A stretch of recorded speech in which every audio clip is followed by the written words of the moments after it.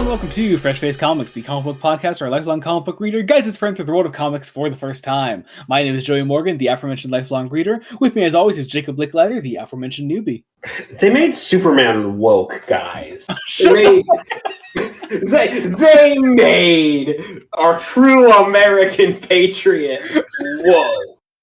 Oh no. Are you exclusively referring to issue 9? Yes! This is a terrible joke. No, it's a great joke. It's a really great joke. But also, the Superman has always been woke. Yeah.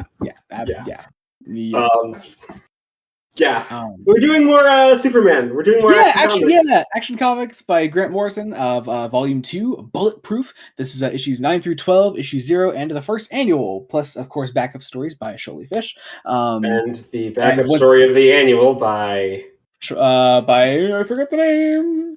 Someone we don't need by Max Landis. Yes, the Max Landis. That's it. Wow. Yeah. Yeah.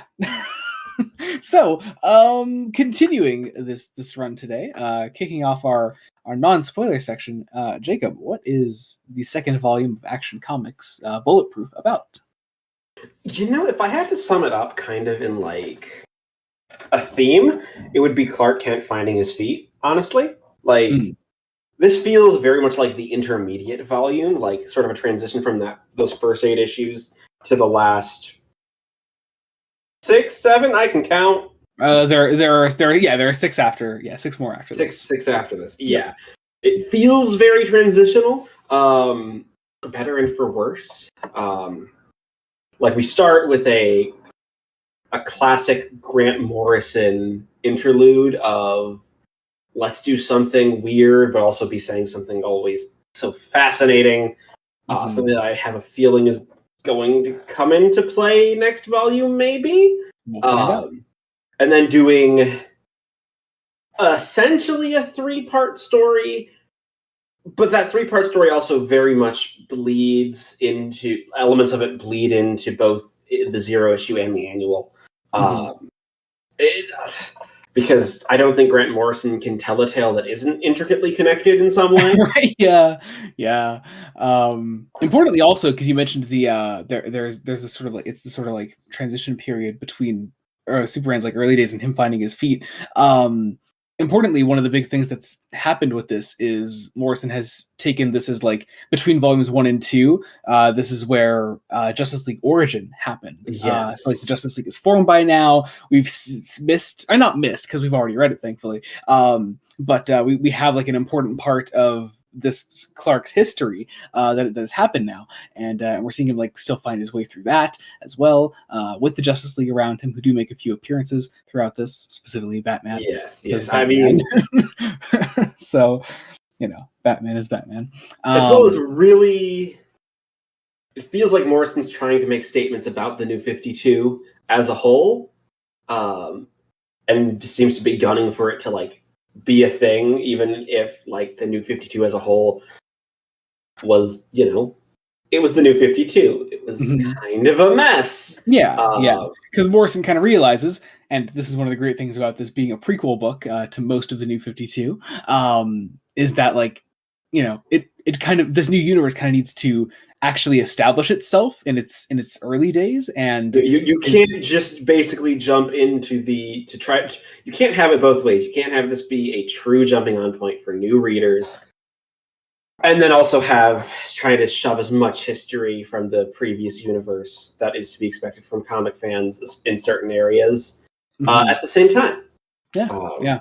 And actually, I think this conversation perfectly transitions us into our first question today, or rather, I guess our first set of questions. It's only the second one that's important to this. Anyway, first one comes from our friend Andrew on Discord, our friend of the podcast. First one says, "Do you think you guys will eventually cover the Alan Moore classic Superman stories? Those are often seen as some of the better Superman stories out there." I mean, definitely could someday. I mean, the 2 big ones that he did are collected in a single volume. Yeah, they're kind of like their own thing. Yeah. So yeah, I mean, that could totally be its own episode. Yeah, I don't see why not. Yeah, that'd be fun to do. Andrew's second question says, now that you covered a pretty good chunk of the New 52, do you feel that the criticisms targeted towards this era of DC are exaggerated, or do you think they're fair? It's a mixed bag. Yeah, think a lot of them are fair, though. Like, yeah, there's a lot of fair ones, but also like, thankfully, I like to think I've had you read a lot of good New 52. Yeah, no, that's the thing. If we're going to be honest, our representative sample is one of those that you chose. You chose very deliberately, with hindsight in effect, of often what are the books that rose to the top and truly were a good jumping on point for a run. As opposed to, like, we haven't covered a lot of the more infamous New 52 books. We're totally going to read Hawk and Dove by Rob Liefeld. I was going to say, they're books by Rob fucking Liefeld. I own the last one. Which I have read. I have read Hawk and Dove by Rob Liefeld. It's not good. It's not good.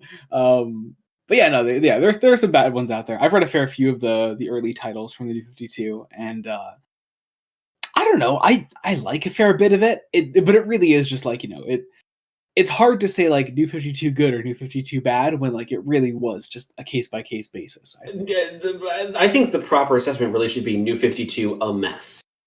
Very fair. Yeah, a mess. Which certainly that has a negative connotation for a reason.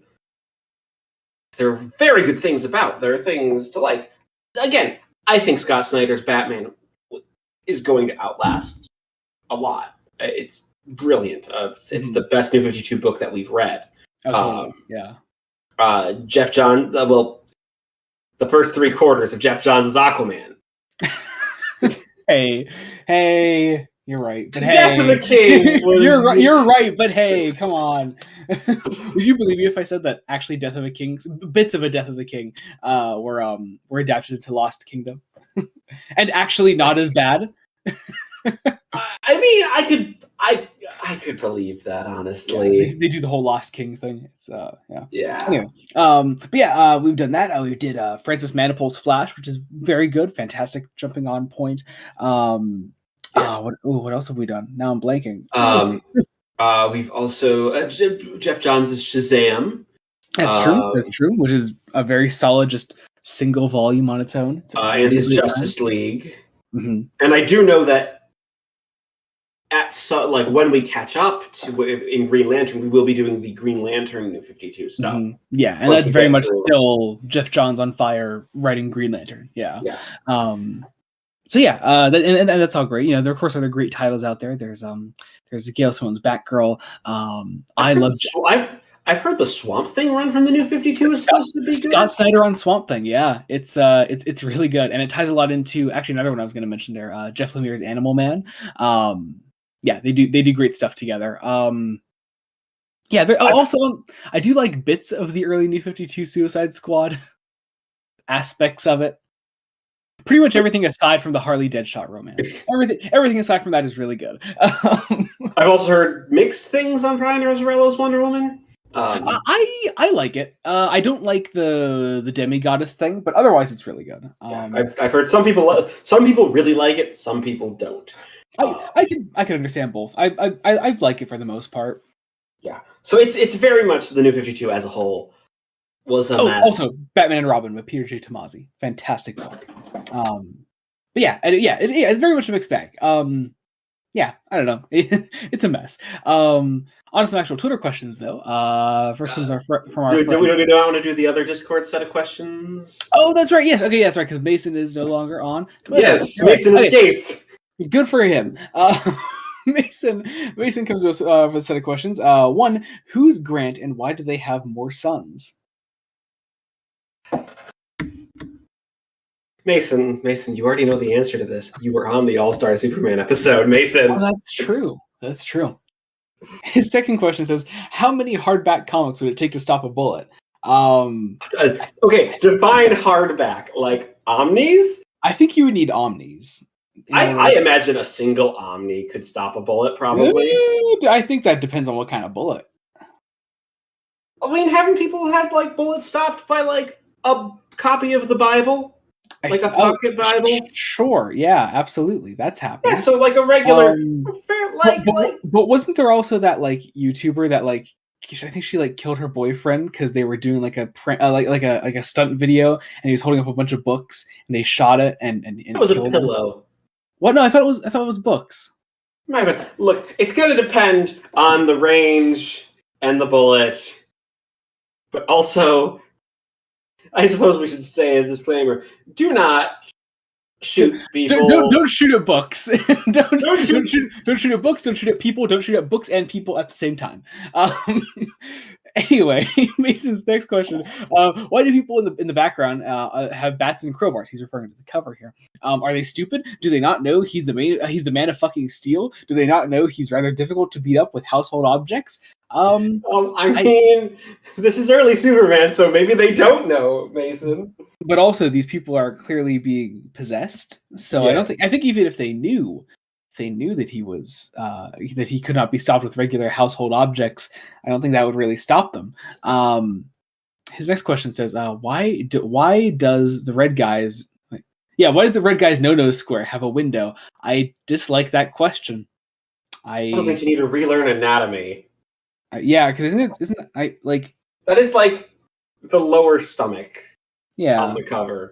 I mean, also, he's like an alien-like being? Maybe it is up there. I don't know. Mason's last question. Thankfully, it's his last question. Do you think this comic adds anything interesting to the Superman mythos?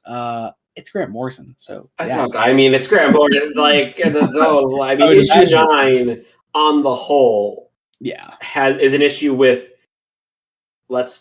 bringing up My Adventures with Superman again. One of those things that My Adventures of Superman decided to draw from in some interesting ways. Mm-hmm. As well as, Morrison also... Do you think My Adventures with Superman is just an adaptation of Grant Morrison's Action Comics? At least partially. Because we did mention it a few times last time. Yeah, we need to do a bonus episode. When season 2 comes out of My Adventures of Superman, we're doing a bonus episode on season 1 and 2. Absolutely. Because I have thoughts, and I'm not going to hijack this episode to give my thoughts on why My Adventures with Superman is great. Mostly, it is great. Yeah. Now over to actual Twitter. Our friend Kian at Kian the Quark says, "Why does that one guy have a crowbar? Does he think he's fighting Jason Todd?" Maybe. I mean, again, he's brainwashed, so it's... I mean, no. The Jason doesn't exist yet. I don't think. Or wait, I mean, we're like a year into this timeline of the New 52. For all we know, at the rate this Batman goes through Robins, he might be on Jason already. That's true. Wait, I mean, realistically, no. Realistically, Jason doesn't exist yet. Well, Jason exists, but hasn't died yet and come back. Jason Todd only spawned into existence when Batman found him taking tires. Yeah.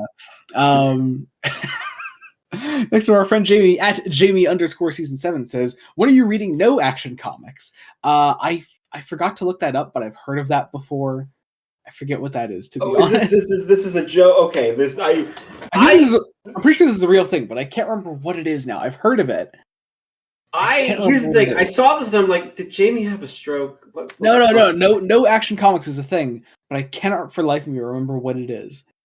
Fuck. I meant to look it up before the recording of this, but I didn't. So, sorry, Jamie. We will make it up to you next time. Next time we're reading something different. And yeah, I guess one could say next time we are reading No Action Comics because we won't be reading Action Comics. Yeah. So, yeah.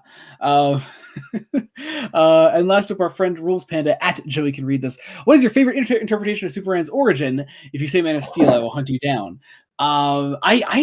Superman has many different origins. I like a wide variety of them. It's hard to pick a favorite because it's been. I mean, I do love the Man of Steel one, but I don't think it's my absolute favorite. It's the thing about Superman's origin is it's been done a lot in like pretty much every medium known under the sun, and most of those mediums more than once, and oftentimes like it's one of those things that's built off of each other. If we have to, I could maybe do it medium by medium, like cinematically, probably Donner Superman. See, I don't love the origin in Donner Superman as much as I love Donner Superman. I don't love like stark white Krypton. I'm not a fan of that. That's the thing. That's the thing. It's been done so many times. Yeah, So I like the more sci-fi Kryptons, like in a Superman animated series, or as already mentioned, Man of Steel. I shouldn't say sci-fi, but the more like weird bioorganic. Yeah, That's definitely. Because that's both what Superman the animated series and Man of Steel. Man of Steel was going for very almost H.R. Geiger-esque in terms of production design. Mm-hmm.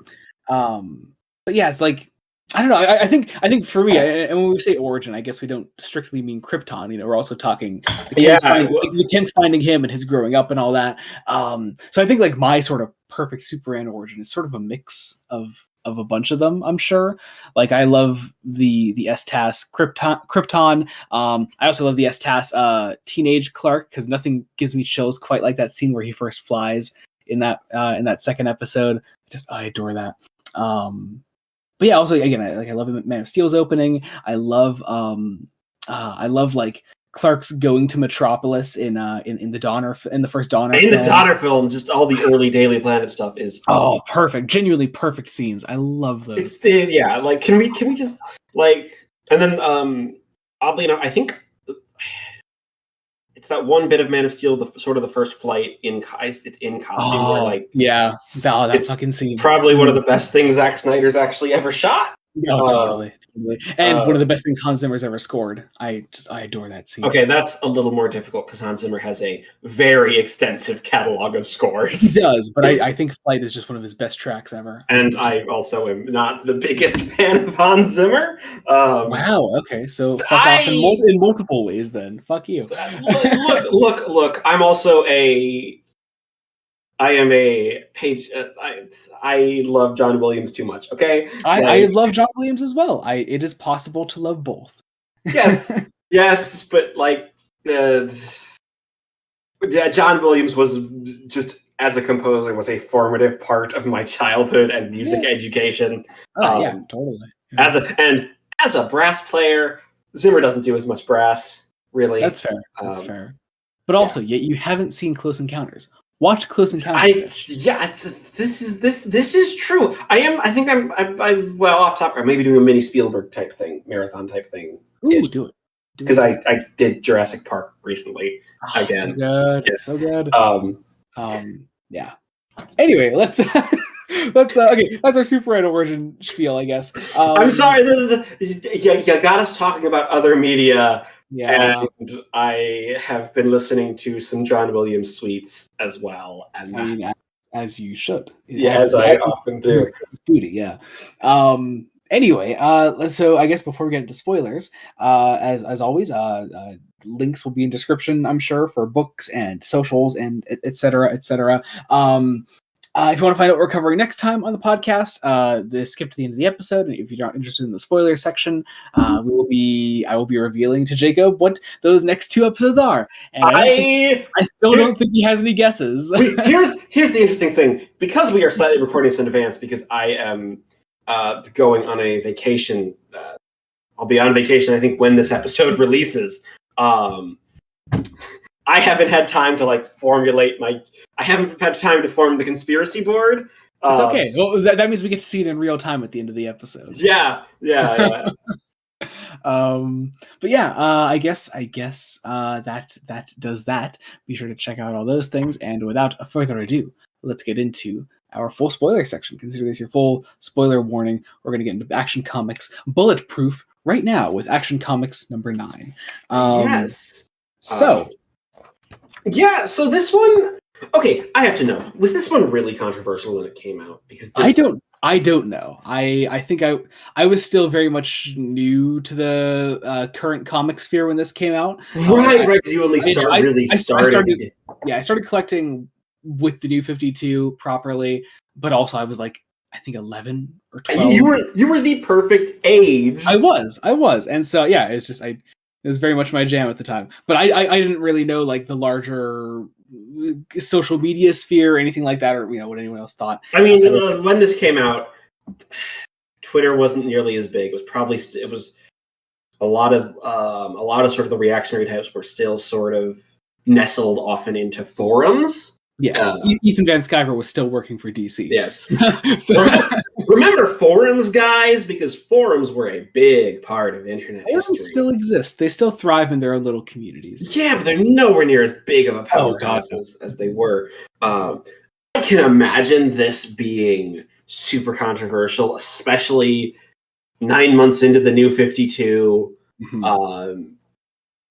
I could feel this leaking to the public as like, they're replacing Clark Kent as Superman, and like through the sort of grapevine of things getting twisted of what actually happens, because technically in the main New 52, for a brief period of time, Clark Kent gets replaced by a character called Johnny Clark. Yes. We'll get to that. Which is great. I hesitate to call it bullshit because that sounds negative, but it's just like, that is some dumb Clark Kent bullshit. Like, it's that's exactly what it is in the story too. So, I will say though, going back to this issue today, I do wonder if this Superman here was the inspiration for Val-Zod from Earth 2, who I love the Earth 2 comic. It's fantastic. But I don't know, it just seems a lot like that version of the character. And I'm not just talking about the fact that he's a black Superman. I think just characterization wise, he's very similar. But yeah, let's actually get into it. Yes, this is the curse. The curse of Superman. Gene Ha is on art for this issue, for the first story.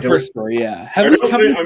Have we covered anything drawn by Gene Ha before? I can't remember. We have. I forget what it was. I can't quite remember. There was definitely something. I want to say part of Trinity War? Was it Trinity War? That would make sense.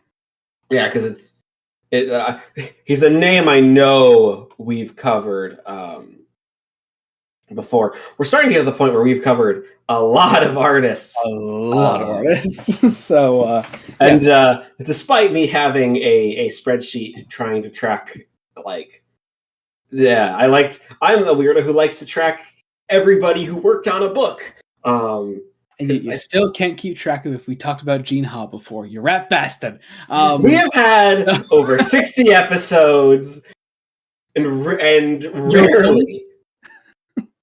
rarely does an episode only have one artist. Yeah. And also rarely do we have an episode that does not have a single new contributor, because there's always just someone that I'm sure that we've never talked about before. Yes. Anyway, let's actually talk about I just checked. We've done some Gene Ha with The Grid and then Trinity War. Mm-hmm. But that seems to be it for until now, of course. Mm-hmm. Let's actually talk about the issue now. We open strong. It's Superman versus Lex Luthor, but not the Superman this is the Superman of, I forget what Earth it is. Earth. Hang on, I'm flipping back to the last issue because it's in the preview there. Yeah, that's right. It does say it at the back of that one. Yeah. I want to say it's Earth. God, Jesus Christ, where the fuck is this split? Backup stories. Here it is. Earth 23. 23, yes. It is the Superman of Earth 23, and as he is fighting Lex Luthor in a purple and green mech suit, modernized purple and green mech suit, because of course Grant Morrison is going to enjoy Golden Age stuff. Mm-hmm. And in the middle of all this, we come across some weird interdimensional device here through which storms Lois Lane, Clark Kent, and Jimmy Olsen. Clark Kent and Jimmy Olsen are on fire, and Lois Lane has an eye patch. They turned around and they were all wearing eye patches. Were they all? Or no, I was making the. Oh, sorry. Yes. I actually hang on. We're dealing with a parallel Earth. I don't think our dear listener Jamie has read this comic, because he did not make the obvious joke considering part of his internet identity is how much he loves Inferno. That's true. That's true. Jamie, yeah. we are disappointed in you. Jamie, get on this. Read this comic. Yes. Also, I love the way Luther is characterized early on, where it's like, no, I'm not a racist. I'm just evil. It's so good. It's everything else about you I hate. Which is, it feels so like 2012. Oh yeah. Yeah. Also, there's a link with Brainiac that. So this is Calvin Ellis, as Superman. Which is a nice alias for Kal-El. Yeah. But yeah, we get the scene where Lois, Jimmy, and Clark bust through from another dimension, and Jimmy is dead. Clark seems to be hanging on by a thread. Lois notices the symbol on Superman's chest, and it says, like, "Do you have any idea what this is?" And she's holding what is it called, a K laser, which seems to not affect Calvin Ellis. You're thrown into this really weird origin. Then not a weird origin. It's very similar to. It's Morrison doing a what if it happened differently, and I think with that statement, Morrison's trying. Well, the statement Morrison is clearly making is there's this misconception about the Kents, because they are from Smallville, Kansas, which is Middle America. There's this misconception that they would automatically be a certain type of people when they're rarely characterized as that. They are not characterized as that type of person. Morrison is clearly stating it's a matter of that baby Kal-El found kind-hearted parents who raised him in. These are a poor couple, a poor African American couple, and basically the same origin. Just also with Morrison in this issue is clearly aware about the racial element and that will affect the character of Superman. And I think that's it's an important thing to be aware of, because very much we could have, I could even see an adaptation of regular Kal-El being played by a person of color, by a non. Well, and I think that was something they were throwing around for a while too, with Michael B. Jordan. Yeah, and they might still that might. Yeah, still I don't know what the status of that is. That's more of a Warner Bros. Discovery, David Zaslav. Yeah, bullshitty mess.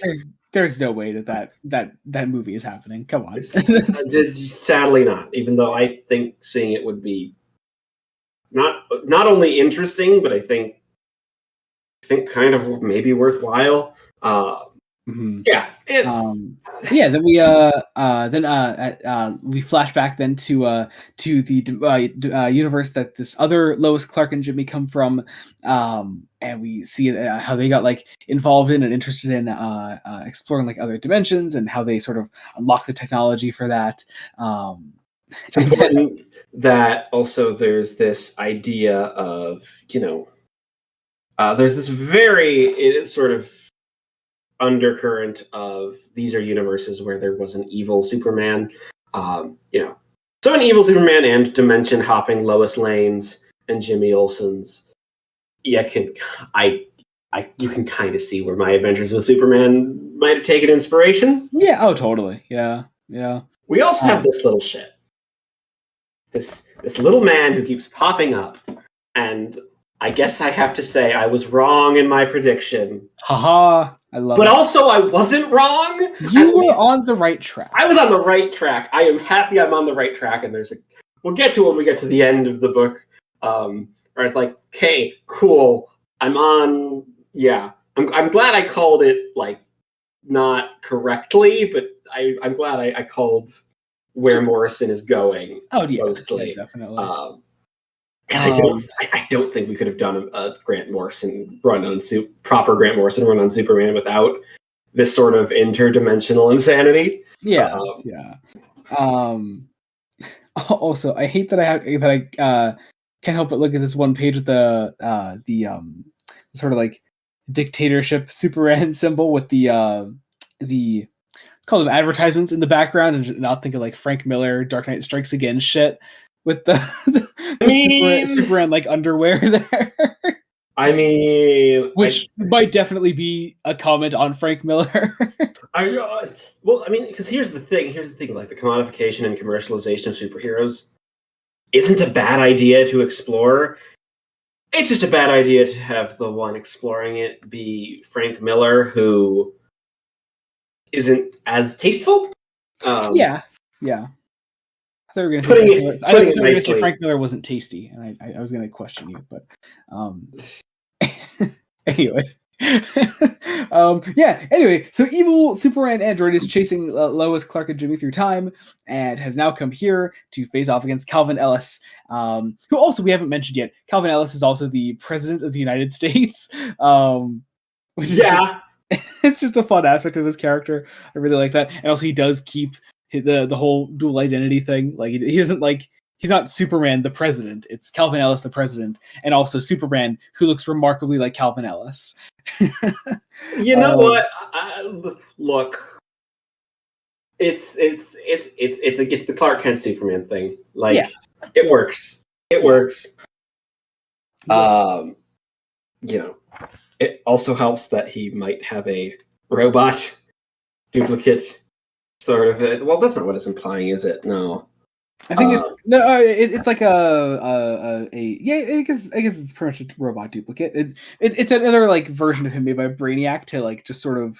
This is a good Brainiac, by the way. This is like good Legion of Superheroes Brainiac. Yeah, but Brainiac is made sort of just like a faux President Calvin Ellis to present to the public while Superman is fighting this android. So we have seen Superman and the President in the same place at once. Exactly. And then I love this idea that the day is pretty much saved then by Lex Luthor, who kills the Superman android because, you know, he wants to kill Superman. It's great. It's classic Lex Luthor shit, which, you know, some things never change. So that's great. Let's see. Then, we also see the Justice League of Earth 23. In the backup story, which is, it's a nice It's largely reflective of what the New 52 lineup at the time was. Mm-hmm. Plus Vixen, though. Plus Vixen. I was going to say they also, didn't limit it to one female character on the league. Yeah. They also didn't limit it to one black character on the league. So there's that. But and then pretty much the story ends, and it's a nice little like alternate dimension story, continued by the backup story, which once again, the way the trades collect these is some fucking tomfoolery. Yes, this backup story is called Executive Power. Finding it, and it is largely an examination of Calvin Ellis as president. Yeah, alongside the Wonder Woman of this Earth, which is fun. And that's basically all it is. Also, I remember always just being really confused by this title page here. It almost looks like they're building up like this universe is like Lois Lane, but it's definitely not. Like she's called Courtney, and like I don't know why she gets a whole page to herself. It's just Courtney. Because she may be the Lois Lane analog. Sure. I don't think this universe has a Clark Kent, has a Kent, has a Jimmy Olsen. Yeah. But yeah, it's a fun enough backup story. It's cool. It's a good time. There's some action. There's some tension between Superman and this universe's Wonder Woman, which I can't help but wonder if it's Morrison being like, okay, Johns, I'm just going to do some subtle sly digs on this relationship because you're pushing it in Justice League. I don't think that was a Johns decision, to be fair. DiDio. I think that was DiDio. Come on, let's be reasonable here. And also, let's be reasonable and love Dan DiDio. Okay, that's too far, sir. On to Action Comics number 10. Here we go. So we catch back up with that look, I just kept thinking he was like Kraven the Hunter throughout this whole story. He's a lot like Kraven the Hunter, I think. There's just this character that's he hunts beasts and now he wants to hunt Superman. He is quite literally called Nimrod. Yep. He's our narrator. He's investigating the Kent farm, talking to Mr. Fry, the guy that Clark gave the farm to, and then he gets kind of stumped because, some stuff is going to happen this issue with the way this develops. So, we have Clark Kent in a very interesting position in this issue. He's struggling a bit with sort of balancing being Superman and being Clark Kent. Mm-hmm. We have him like get a great scene of him like as a journalist here going after this guy, and then when the guy won't open the door for the journalist, Clark Kent, he smashes through a Superman, and it's again Morrison kind of reflecting on dickish Golden Age Superman here, which is fun. I like it. And then also we catch up with the Justice League this guy was this guy murdered a child. So Superman's leaving him for the police, but it's like, well, I really can't leave his hamsters to die. So he brings the hamsters to the Justice League, like any good Samaritan. But Justice League, this is the New 52 Justice League as characterized by Grant Morrison. It's not super different, but it's interesting to see someone else take it on, especially in the early days when like once that origin story happened in the Johns run, like we just kind of ignored anything else that happened in between that and the present day. And so it's just nice to see that here. Nice to see like some immediate post-origin stuff. I think probably, it might just be also because Batman appears more in this volume. Batman probably gets the best characterization, but I also have I also really like the way Morrison characterizes Barry Allen. Mm-hmm. He only gets like one little moment here, but it's really good. Well, it's a fascinating moment because Morrison writes this team with quite a lot of dysfunction. And dysfunction done very quickly. They only appear as a group for 2.5 pages. 3 pages. We'll say 3 pages. To be fair to the hamsters, yes. To be fair to the hamsters. Yeah. And there's it takes a lot of talent to make all these characters shine. Except I guess maybe Aquaman. I don't think he has any dialogue. I don't think he gets any dialogue. Neither does neither does Cyborg, I think. Neither does Cyborg. Yeah. But still making a lot of this team shine, as well as being penciled by Rags Morales. There's a lot of character in just the team standing around, and the way the angle of the panels moves around. Yeah. And sort of this big idea of like, well, again, this is another Morrison is making a commentary on a supposed criticism of Superman, sort of reducing him down to just being there to need to beat up the space monsters. Potentially, partially a commentary on the DC animated universe's tendency in Justice League to give Superman someone to fight, to get him out of the way when the rest of the league can sort of shine in a story. That's fair.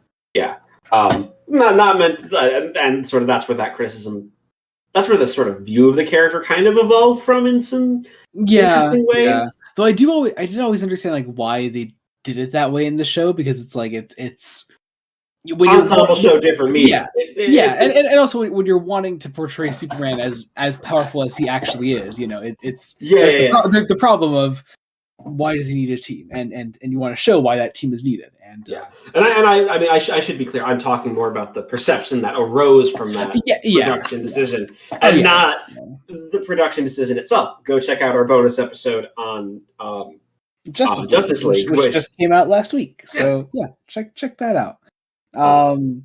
But anyway, then we catch up with Lois and Jimmy, who we get this really interesting little moment here that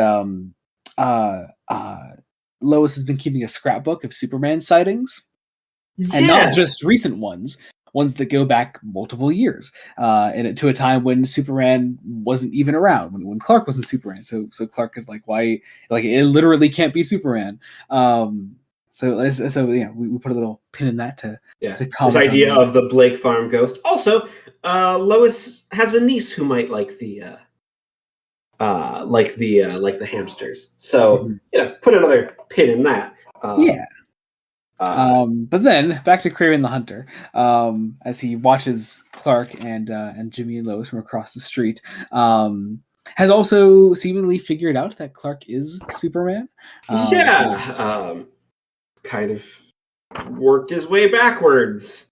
It's not entirely explained. This character kind of gets dropped. Yeah. Oh yeah. He's here to serve a purpose and get the fuck out. Yeah. Yes. Anyway, then we meet our new villain for this, who will end up being the main villain of this volume, a mysterious cloaked figure with a glowing red gem on his chest and red lightning surrounding him, and glowing red eyes, basically screaming, "I am sinister." Yep, that's all. I'm his sure name is Adam. I'm sure he's a nice guy. But then he goes hitchhiking, and he gets in this guy's truck and has him take him to Metropolis, and that's all that for now. But then Clark, Jimmy, and Lois are going to the are outside the Daily Star, and they see a man in a long coat and a hat walking by everyone, and Clark is Clark walks up to him and talks to him. The guy says that the journalist like ruined his life. He has like news for him, and so he goes inside. We find out this guy has a bomb strapped to his chest, and as Clark follows him inside and tries to stop him, there is an explosion. The guy blows up outside inside the Daily Star, and we then jump forward a little bit. As outside Clark's apartment, where Mrs. N is putting laundry away, it seems, and Kraven the Hunter comes to see her. His name, okay. I also find it fascinating that Morrison only mentions this character's name once. Yeah, that's why I truly can't even remember it. Nimrod. Good for you. It's Kraven the Hunter. So Kraven the Hunter comes to see Mrs. N, and we find out that Clark Kent is dead, and Kraven the Hunter has like a mental crisis where he's like, oh my god, Clark can't be dead. Superman must also be dead then. Like, did somebody beat me to it? And he's like really concerned by this. And so Superman busts in then and stops Kraven the Hunter, and he's pissed off that he's like, no, Clark is dead. You have to be Clark Kent. It's like, if Clark is dead, then you can't be around. And it's a whole thing. That's the resolution to that, pretty much. yeah. This character's gone, and we now have one. This our little man character coming into someone who's had some facial reconstructive surgery, wanting to make someone part of an army against Superman. Making a deal. It's going to another. We have several pins we're putting in places. Indeed. And we don't get all our answers. We get some of it. And that's where the main story ends before we get another backup. This one, of course, being Absent Friends. Oh, God, I love Absent Friends. Yeah. This one, I mean, the best way to describe it is people remember Clark Kent. Yeah. It starts off with Clark Kent is dead. Yeah, it starts off with like Jimmy telling a story about him, and it's all like the Daily Planet crew like sitting around a table and just sharing stories about Clark. Lois shares hers, which is really nice, and it's this great little moment where it's this disaster strikes as always does in Metropolis, and as Lois is like going after it and like reaching for a story, Clark immediately goes to help somebody instead. Just this nice little moment. And previous moment with Clark saving. We open with Clark saving Jimmy from a car that's out of control, and there's this great musing of he was a klutz, but he always seemed to get really lucky when it came to saving people. Weird, huh? Weird, huh? And we end with this great monologue about who he was, and a toast to absent friends. All well, Instead of these comedians. It's an Elvis Costello song. Okay. Yeah, sorry. Anyway. But yeah. And as they're all leaving, then we just see like Superman just watching over them. Mournfully. Fucking sad. Fantastic moment. Well, I was like, because Morrison and Fish are sort of wanting to do, deconstruction of the idea of which identity is the mask, and it's like they're kind of both two aspects of the same person. Superman's not Batman. He doesn't literally wear a mask, and it's also the fact of cool. We take away Clark Kent. We also then Superman loses a lot of the human connection that he has. Yeah, definitely. And that's really what the rest of this particular story arc. Yeah, I say the rest of that's what this story arc explores. It also has a wonderful little like ridiculous golden age solution to it all. Again, this is also a story arc that's really only 4 issues long, and we're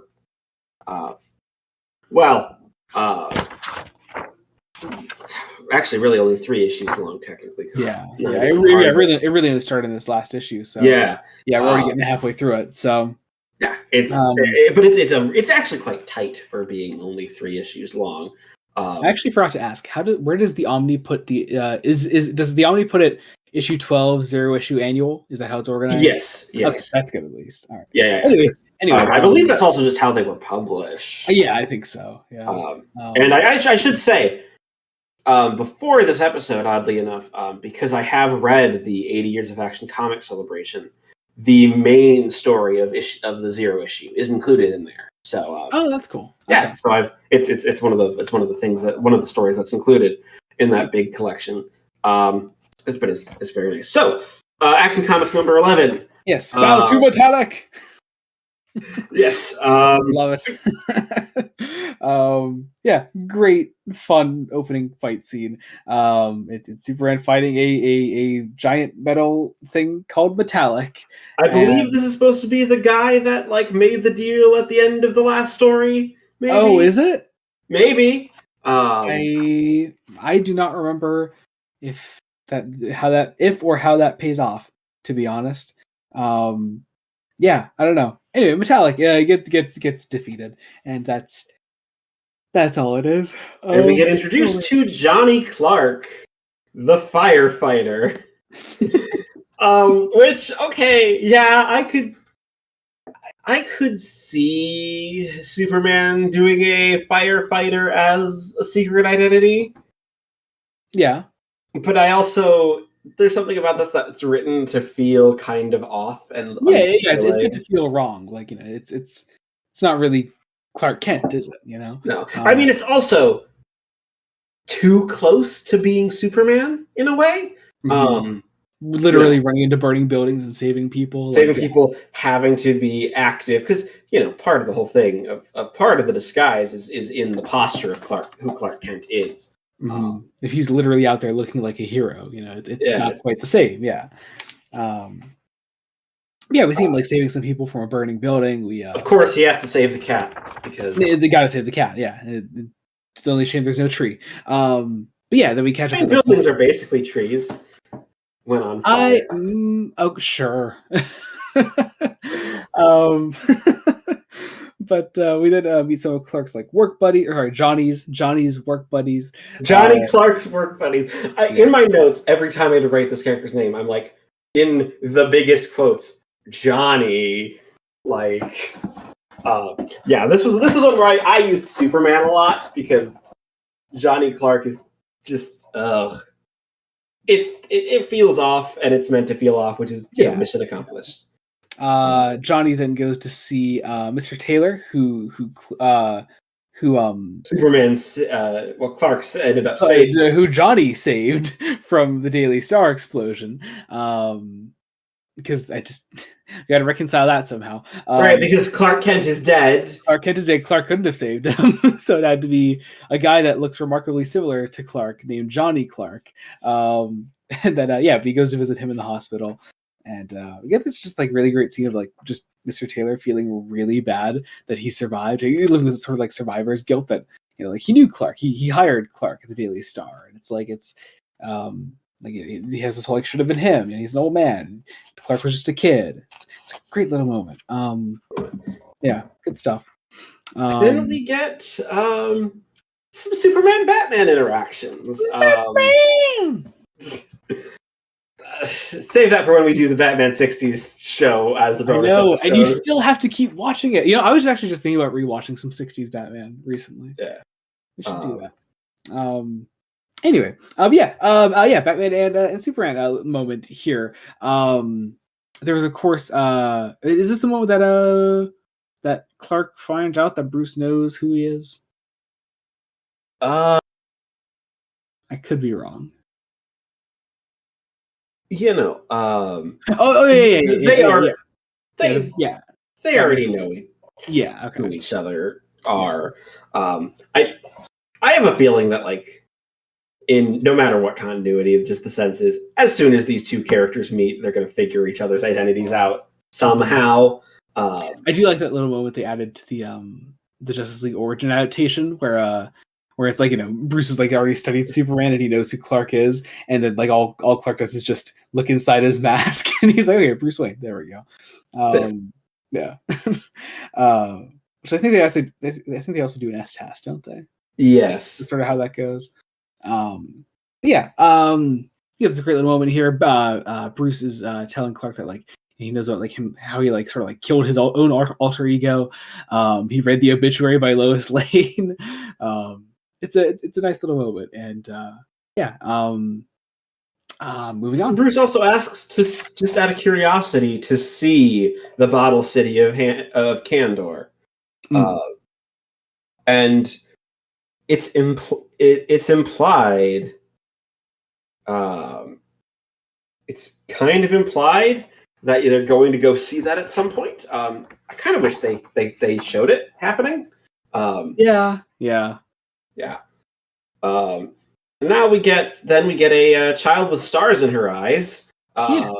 This is Lois's niece Susie, who now has hamsters, and these hamsters occasionally just go completely wide-eyed, and that's normal.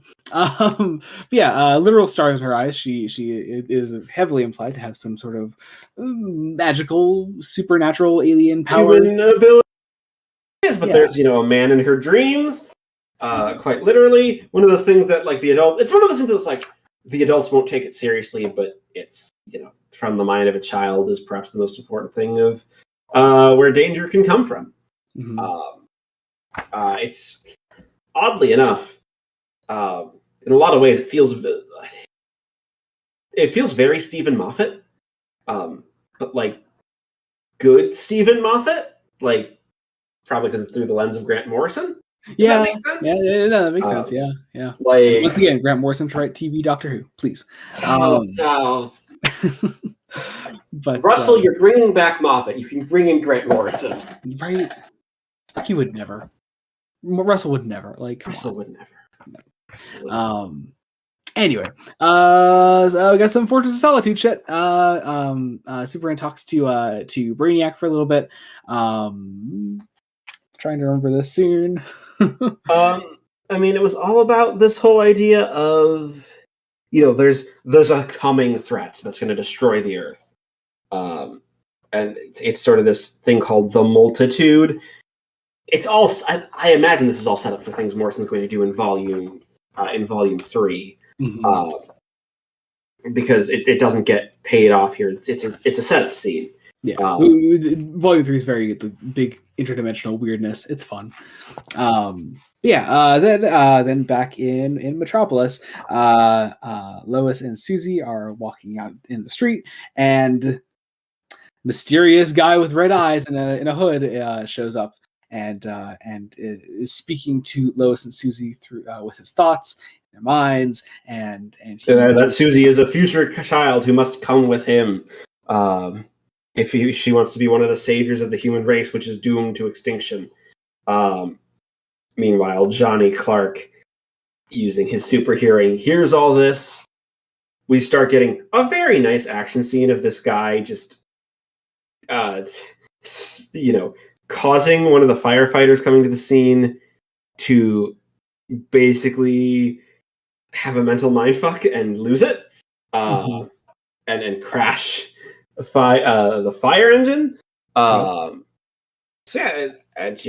Tries to talk Susie into coming with him, and then melts all of his hair off and becomes a plasma man, because they all have super ESP technology. It's very golden age and very over the top. And we end with basically Superman swooping in to try to fight, getting kind of his ass kicked then by the citizens of Metropolis, and we end with crowbars, and an umbrella and a briefcase. How's Superman going to stop that? Also, I gotta wonder actually, because he's wearing the actual Krypton suit here, the one he got from Brainiac. Because I guess actually I hadn't really clocked that he's still wearing just the shirt and jeans occasionally. When does he decide when to do what? This is actually a relevant conversation going into the backup story, but I don't know. It's just it's weird. I think he wants to get his money's worth from the many shirts that he had purchased in the backup story. Let's talk about those shirts. Yeah, honestly, this backup story might be my favorite. Really, I think Absent Friends is probably mine. Here's the thing about Absent Friends. Absent Friends is one of those things that once I started it, I kind of clocked exactly what it was, and it did it beautifully. Whereas this one was like, interesting. Yeah, this is first I love the name Clothes Encounter. Yes, just fun. But yeah, it's about the guy that supposedly made the very first Superman shirts. This is a Metro Copy and Print, home of the original Superman T-shirt, and so these guys come in and ask the guy running the place about the shirts, and he tells the story of this guy that came in and said, "Hey, I want shirts with all this symbol on, and you can have it in blue, red, and white." And next thing you know, Superman just kind of shows up, and actually, in the first guy in the hood stops a robber from robbing the store, and the next thing you know, Superman's out in the open, and next thing you know, this old guy running the store is famous, and because he had sold the first shirts, and yes, these guys walk out of the store and they're like, "Okay, yeah, sure, and maybe some other time." And the guy's like, "Well, why should you get us out of there?" And he's like, "No, come on, it's anyone can say they're the original, the originator of the Superman shirts, because they see a bunch of other places around town also claim to be the original Superman shirt, authentic, genuine Superman T-shirts." Yeah. It's fun. It's a really fun story. It's a great time. It's very fun. It's got some lovely little moments, especially because this guy's kind of like a small time crook, but he's also telling the truth. Is very much the implication. With no real way to prove it. It's fantastic. Yeah. And that leads us quite nicely into basically the end of this sort of main arc of this volume. Action Comics number 12. Number 12, yeah, which is one big extended long issue all by Morrison. Yep. No backup in this one, although that'll be made up for soon. Yes. But yeah, this is we open on what seems to start as a sort of origin tale, then which quickly gets warped when we see Superman and a Lois Lane in a wedding dress, and then she's dying in his arms, and it's all an illusion. That's all it is. It's a fun way to open the issue. I really like and it. I love the way Superman is drawn, in those two panels at the bottom of the page, right as we come out of the illusion, with this green glass bottle being shattered on his head. Just utter sadness. Also, clearly Morrison wants to write the Lois Clark relationship, and is finding ways to do that, even though they're not technically allowed to be together yet in this universe. Yeah. So what this is, and you have Susie captured. Lois is hurt pretty bad. Both Superman and Susie want to save her. Yep. The citizens of Metropolis are still attacking Superman because they're brainwashed. And meanwhile, I forget the guy's name. Who's the villain? What's the villain's name? I'm forgetting. Adam. Was it? Yeah, his name's Adam. Adam. Good for him. Good for Adam. He's the Blake Farm ghost. He's kind of a Scooby-Doo villain if you think about it. Yeah, definitely. Most of this early issue is just kind of an extended action sequence. Action sequence. Until we, get more of, our villain trying to tempt Susie to come with him, promising, a spaceship, and the wonders of the universe. Susie, is like, no, my aunt's hurt. You have to save her. It's like, well, I'm not a vet. I can't do that. She'll probably die in like 30 minutes. Besides, you're not even fully human. You're a neo. You are one of the 5 known neo sapiens. So this whole idea of sort of meta-humans with psychic powers that are sort of this idea that they're gonna survive when the rest of the earth is going to burn, because the whole earth is going to burn is just this boiling background thing that Morrison's letting simmer until, I'm guessing, obviously, the next volume. We'll find out eventually. We get this poor kid's backstory. He's older than Clark. Mm-hmm. This kid that grew up with psychic powers and it was born when a comet was passing, in a almost Lovecraftian sort of gifted child with psychic powers. And then as a kid, he tried to help people, but couldn't help his mother. So now he's evil. Well, no. It's a joke. Morrison's doing some, very much being rejected for being different. Yeah. His father thinks he's a devil, so he kicks him out. And Superman seeing all this because this character opened the mind. His actual name is Adam Blake, hence the Blake Farm ghost. Mm-hmm. And sort of on the highway one night, he was abducted by aliens. Yes, weird, large, gas red, glowing aliens. The orc kind, who are they basically look for these Neo Sapiens and add them to sort of their collective. And it's like, hey, and throughout all this, he is trying to tempt Susie into coming with him to give her superpowers and let her survive the coming destruction. But of course, she refuses because Lois is hurt. And also in this beautiful twist of fate, as the firefighters are trying to save people around here, they see the costume and hat of Johnny Clark. Johnny Clark is dead. Long live Clark Kent. And then Superman. I actually do like the panels that follow that. Johnny Clark is dead, and then it's rising from the rubble beneath this building is Superman. You see his eyes glowing. It's really good stuff.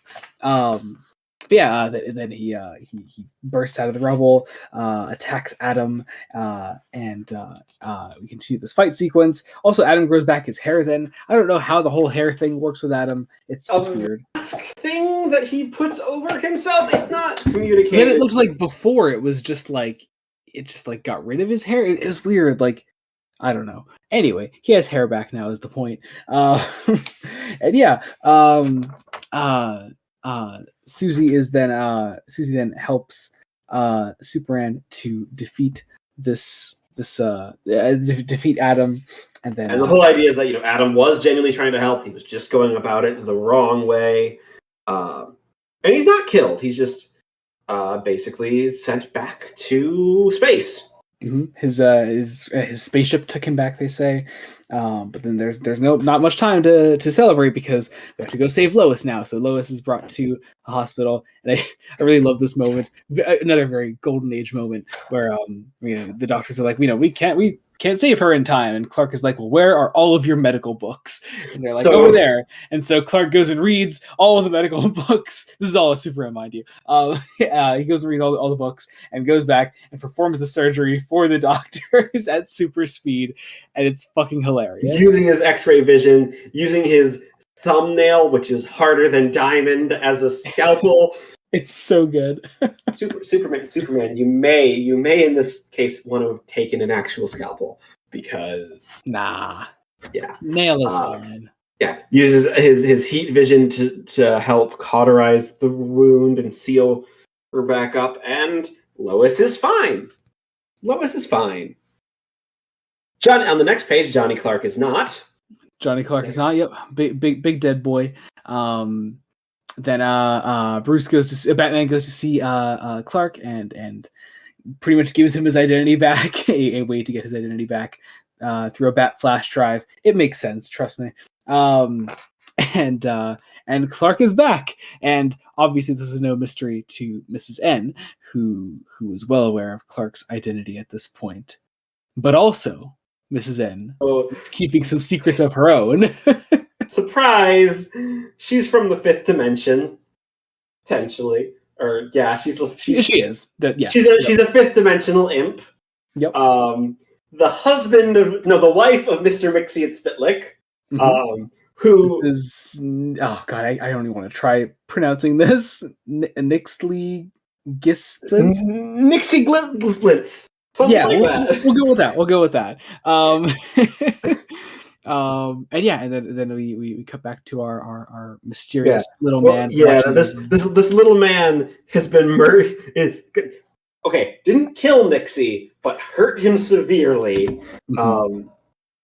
And is now watching over Susie and her hamsters, and that is where that issue ends. Yes. Bring us as well as the story arc, sort of. It's a good ending. Again, sort of a cliffhanger. Obviously, in the book took basically the next issue was the issue where everyone was doing 0 issues. Yep. Which I always really liked all the New 52 0 issues. Yeah, the ones we've read have been especially interesting. Yeah. And this one is no different. It is the boy who stole Superman's cape. It is has a great cover. The art on this one is at least for the main story is by Ben Oliver. I really love the art in this story. It has this very soft, sort of the soft style. It works very nice. We open with Superman getting the T-shirts made with the logo, getting hired by the Daily Star. And which also tells us definitively that guy in the backup story was lying. Yes, because that's not the same encounter. Anyway, he's hired by the Daily Star, and we get like 2 whole pages of the Clark Jimmy friendship. Yeah, and they're playing a video game, and it's a fun little scene. It's really nice. Meanwhile, we get a little bit more backstory on the Superman versus Glenn Morgan rivalry, I guess. I don't know what to call it. Yeah. And the first sort of appearance of Superman where Superman gets shot at with an RPG. Mm-hmm. Also importantly, the little man makes an appearance. Makes a very brief appearance. Yeah, very brief appearance, but it's cool to see him there. Superman is shot at, and then as he goes down, a kid takes his cape, and then Superman doesn't have a cape, and that's the story. That is the plot. Meanwhile, here's the thing. It's used to get some great character scenes, like this next sequence with Jimmy, Lois, and Perry, who we haven't seen much of Perry White in this run. Obviously, Clark's been working for the Daily Star and was moving over to the planet before he died, and now was resurrected. So this is very much the Lois and Jimmy coming up with Superman. And the scene builds to you think Lois is going to save Superman, but what the S stands for actually is story, because Lois smells a story here. It's funny. While the kid lives in an abusive household. Yeah. The father beats him and his brother. The kid comes in, and it's a really nice moment. With the cape on, the father tries to just straight up stab the kid, but the kid uses his cape and is able to stop the attack, and then punches the dad. And it's implied that because the cape, I think, is made from the blanket Clark was wrapped in, it hurts him far more than it should. While we get Clark moving into his apartment. Yeah, we get Mrs. End here, who talks a little bit about her husband, the mystic Mr. Triple X, which is so good. This silly old derpy hat was his trademark. And yeah, it's Nixie Spitlick's classic bowler hat. And then Clark just straight up calls her Mrs. Nixley. It's a really funny moment, and only really is made even better when you've read it immediately after issue 12. Clark then goes out as Superman as the kids are running away from their dad. Lois and Jimmy happen to be out at the same time, and this all sort of converges in this great scene where the kids are running away on this train track, and the father is coming after them and takes the one kid's brother, and as this train is coming towards them, Superman is able to stop it. And first of all, I love that whole page where he is a fantastic page, gorgeous page. Gets the cape back. The kid asks him what the S stands for, as Lois is there watching, and then you get the Superman name at the end, and it's really sweet. It's a great story. I really, really love that one. Possibly my favorite issue of the collection. I love that one. There's also a backup story about Adam. Look, I don't think he deserves an entire backup story in the issue after he was defeated. It's very much we're trying to fill in some gaps that we're not able to necessarily really fill. I would take the last 8 pages of a Zero issue like this for I don't know, more Perry White content or something. Or Lois and Jimmy content. Yeah, I don't know. Anyway, we get more on Adam. We get a little more of his backstory. We add some complexity to him that he is a person, which I'm glad Morrison treats him like a person. This is Solid Fish. Yeah. But even in the issues that Morrison wrote, both writers are treating him like a person. It's essentially just an expansion on that one bit of the flashback where Adam is taken by the aliens. And that's all it is. It's simple. It's nothing crazy. There's a reason the 80 Years of Action comics did not include the backup story. I imagine that would just confuse a shit ton of people. You especially. Because I'm and that's also the story that I want to say ends that collection. So ending sort of at the beginning is with Lois saying Superman. I really should read that collection someday. It's a very good collection. So is the Batman. Batman Detective Comics one. Anyway, final issue for today. We got Action Comics Annual number 1. This one is entirely written by Sholey Fish. The main story is entirely written by Sholey Fish. There isn't a backup or anything. No, there isn't. No backup. But the main story here is by Sholey Fish. It's nice to see Sholey get a a full story a to proper himself. story. I mean, I love all most of the backups of these collections, but I'd also argue nice the annual is what ties the first two volumes together really nicely, largely because this is the first time where we can actually bring forward the Lex Luthor plotline from the first volume, Steel's back in the annual, as well as very much then reflecting over the end of sort of this second volume. It makes for a very nice use of an annual. It's also like, I think, is this the first time that other than the Earth 23 story, is this the first one in like the main continuity here that properly uses kryptonite? I believe. I mean, the first volume did, but never really to hinder Superman. No, it never really like explored what it can do to Superman, and No. so it's nice to have this here. And fittingly, the story's titled "Vulnerable." So yeah, just let's get into it. So we have oh god, I forget who this guy is already. Shit.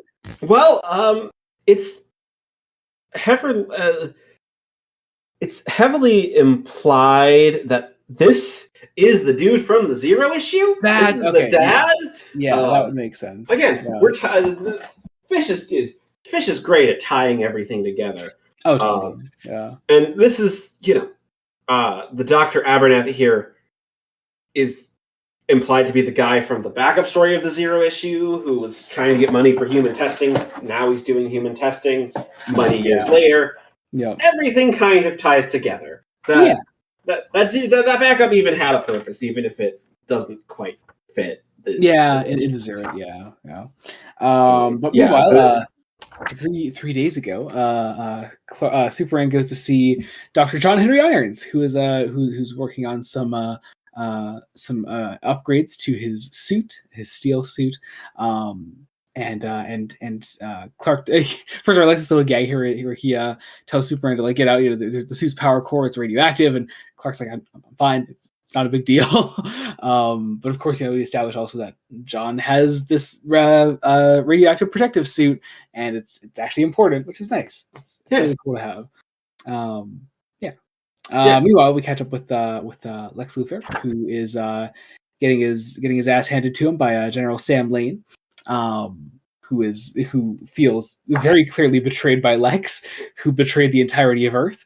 They're finding an alternate program to basically like, we're gonna irradiate this dude with kryptonite, and do it slowly and try to make an anti-Superman weapon that way, like powering someone up with the radiated remains of what we think is Superman's planet. Bit ridiculous of a plot. But it's a run inspired by the Golden Age. I mean, come on. Morrison and Fish were very much on the same wavelength with these stories. Yes, they were. Lex is pretty much officially taken off of the project. And meanwhile, Dr. Abernathy here is experimenting on the guy who wants revenge, and he gives him kryptonite as this power source to his suit. And it begins. Well, the idea is that they're also going to just irradiate all of this man's cells with kryptonite. It's safe. It's safe. It's the right type of mad science. Which the kind that definitely goes wrong, because it goes wrong, and it begins overloading his entire body, and his entire body becomes powered by kryptonite. It's fucking hilarious. I love it. Superman is meanwhile Superman is saving someone from a crane that is broken. This is an unsafe city. Superman is saving a guy, and as this happens, he is then attacked by the kryptonite powered man. Does he have a name? I don't think he has a name. His name's Ramsey. Good for Ramsey.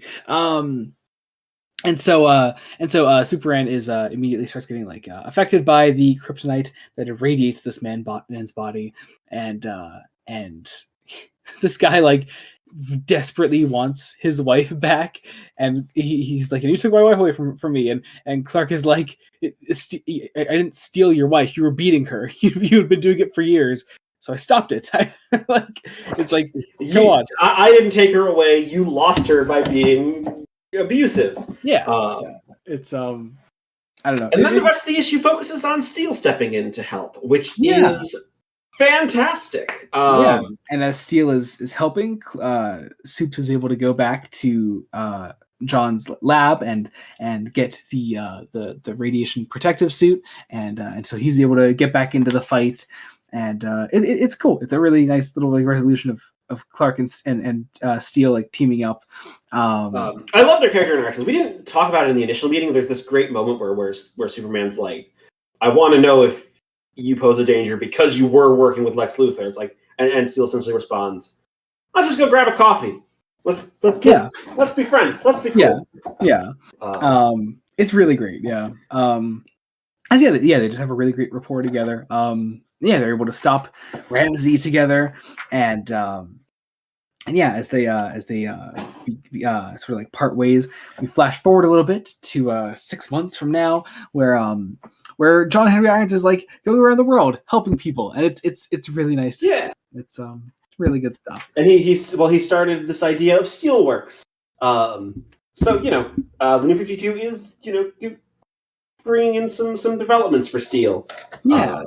And his niece, which is nice. So it's good stuff.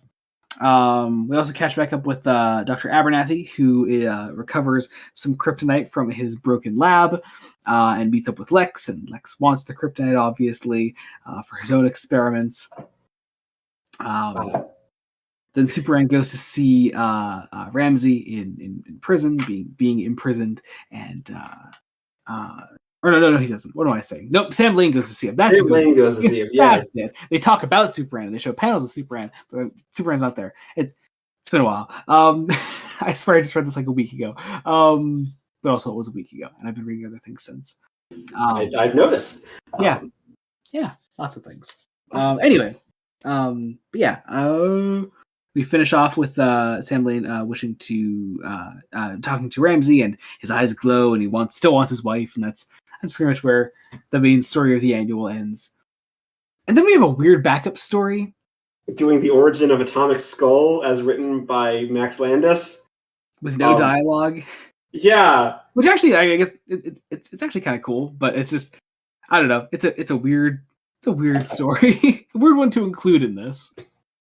Yeah, very weird. I apologize for the giggles, dear listeners. There's a cat on my lap. Oh, I that's what I figured is going on. But thankfully, we were on the last story anyway, so it's fine. Yeah, and we didn't really even need to talk about it that much because Max wins. Yeah. I'm giggling because she's tickling me with her teeth. Oh my god! I saw her like up on your desk earlier, and her like tail like whipped your camera, which is funny. Oh, but, now there she goes. She just jumped down. There we go. Back in it. Yes, we're back in, and we're done anyway. So you didn't. Anyway. Yeah. That was Bulletproof. I think it's a slight step down from the first volume. I'd agree. Yeah, but that's also because it's very much intermediate. Yeah, it's the middle of a clear cut. It feels like Morrison had a story they wanted to tell, and this was the transition of getting to that point where we could tell that story. It feels like pieces are in place. The dominoes are ready to fall, and what's nice is that as a reader, I don't entirely know how they're going to fall. There's been plenty of essentially mystery as to where things are going to fall and how that's all going to resolve by the end of all this, which is great. Honestly, I can say this is a great run. Like the last volume would have to be really, really bad to, I think, tank this run. It's been very solid so far. But I can also see why it was kind of overlooked initially. It did still get a lot of praise at the time for definitely being like the best piece of Superman media that DC was putting out at the time. Comic wise, at least. Comic wise, because what would have been? I mean, obviously, Man of Steel was in production. Man of Steel was that would have been pretty much it. Other than like animated movies, I think Superman versus the Elite came out around this time, actually. Probably. So that would have been really good Superman content coming out at the time. Otherwise, I'm trying to think of like what other like animated movies might have come out. Maybe. I mean, what the shows the animated shows at the time would have been like the Green Lantern. Yeah, they were all and, done. and there was oh fuck, it was Superman Unbound, which was a Brainiac story that they did, which was pretty solid. I remember enjoying that one. That was about it though for like adaptations. And so like comic wise, most New 52 Superman comics like just weren't that great for longtime fans of the character, except for Action Comics. So it was nice to have at the time, and still is, because it's a really great run looking back on it. So. But we will finish it some other time. Some other time, yes. Yeah, no adapted material this time because it hasn't really been adapted. No. Although maybe someone should. I will be that man to adapt it. Anyway, so yeah, that about does that. Jacob. Yeah. Do you wanna? Let's get the theories. Okay. So, okay. I just saw the spreadsheet come up in your in the reflection of your glasses. My glasses. Yeah. There's a reason for that. So, last 4 episodes, including this one, have all been new. Have basically all been, new things. The Grant Morrison's Batman run, Grant Morrison's Action Comics run. I have a feeling next time we might be going back to some stuff that we've started and haven't continued yet. Okay. I mean, we've done 2 legs of the Trinity, so maybe we're gonna be doing George Perez's Wonder Woman Volume 4. Is that your only guess? Yeah, that's my only guess. Well, goddamn, good job. Jesus! I pulled that last minute. Nice job. Yeah, next time on Fresh Face Comics, we're having a 2-episode block continuing George Perez's Wonder Woman, volumes 4 and 5. It was episodes 65 and 66, volumes 4 and 5 each. We're getting close to the end of that run. Yeah, well, much like with this, we'll only have 1 volume left after that. Yeah, so, yeah. That is super exciting. Yeah, I get more Julia Capitalis, probably. Plenty more Julia Capitalis, and also you get more Lois Lane content in volume 4. Oh, really? That I didn't. Yes, Lois Lane on Themyscira. And then is it? Because I know Jill Thompson does some art for the Perez run. I believe. If it's not volume 4, it's either 5 or 6. I think it's 5. Yeah. I could be. That'll be exciting because I quite like. I haven't started my volume. Oh yeah, it's volume 5. Yeah, I haven't started my volume 5 reread yet, but I'm almost with my volume 4 reread. And goddamn, it's so good. Obviously, it's more Perez Wonder Woman. So I mean, I mean, what else do you want? So I'm sure you're very excited because that's one of your favorite runs we've done. So. I am very excited. This is going to be so much fun. That'll be next time. So, you know what? I'm glad I have extra time for this because these books, the Perez Wonder Woman books, they're thick boys. Yeah, they're thick boys. They are thick. Yep. We got 11 issues next time, and I think 12 afterwards. Yeah, 12 in volume 5. So, yes. One of them's an annual in volume 4. So, good to know. It's the opening issue. So, it's that's it's gonna be a lot. That's gonna be a lot because Perez annuals are big. But also this is where Perez stops doing all the scripts himself, and he does plotting, and Mindy Newell takes over the scripts. They're still pretty word heavy. But still first like proper female writer on a run. I think so, yeah. Which is honestly kind of a shame that it took us over 2 years to get to one. One could blame me, and that would be fair, but also I think one could also just blame the comics industry for being that way. So I don't know. So I'm so happy we're doing 2 Wonder Womans. Now I need to figure out guesses for.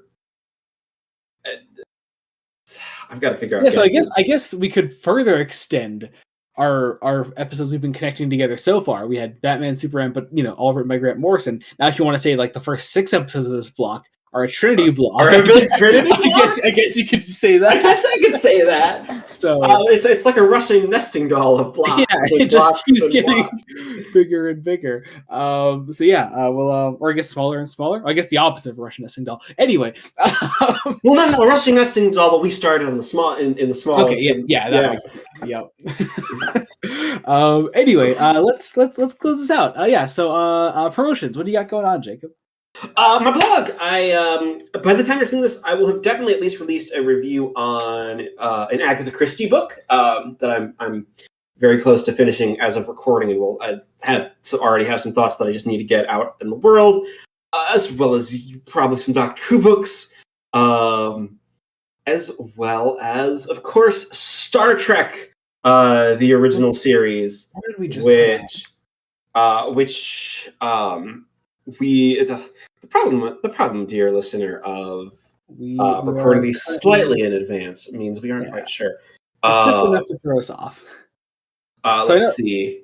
Coming up is it's Requiem for Methuselah, I believe. Will have hopefully just been released on my end. It will be released on Joey's end.